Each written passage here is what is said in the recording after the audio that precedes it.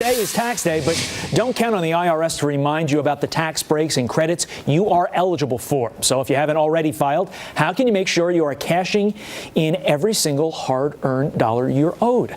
CPA and business analyst and Nutley, New Jersey special guest Dan Geltrude here with the tax tips you need to know. Dan, thanks for being here. And we are at crunch time here. You got to get going. Absolutely. No time like the present, as we say. All right, we're going to put up some things right now. Fund your individual retirement account, or IRA. Yes, so you still have a little bit of time to do that because you can put those funds in up until when your tax return is due, which is April 17th.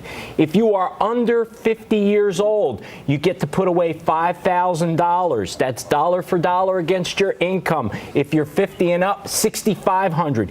Great way to be able to save for retirement and get a tax benefit for the current year. Good stuff. Now, I have a question about this one because I thought you couldn't do this anymore. I thought you had to do it by the end of the year, but increase your property tax deduction before it is limited to just $10,000 in 2018.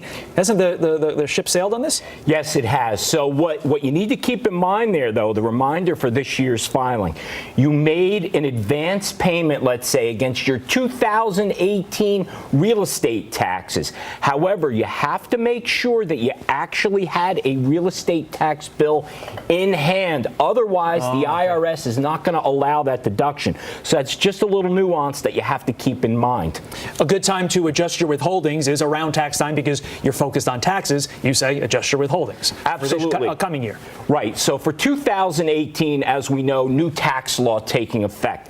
Does that mean you're going to have more taxes or less taxes due next April? Got to make that withholding adjustment now. Keep in mind, not everybody got a tax break, Todd. Right. So you could actually owe more. If you don't adjust your withholding, you could be looking at underpayment penalties on top of more taxes. Gotcha. I want you to work me through this because I've never understood how this works. You need to pay the money by the deadline, which this year is April 17th, but you don't have to actually file for 6 months thereafter. My question is, how are you going to know your number you need to pay unless you've done the calculations? And once you've done the calculations, why don't you just file? Right. That's one of those ones where you get you're absolutely right. So essentially, you have to do the tax return to figure out what you owe because you're right, the payment is due.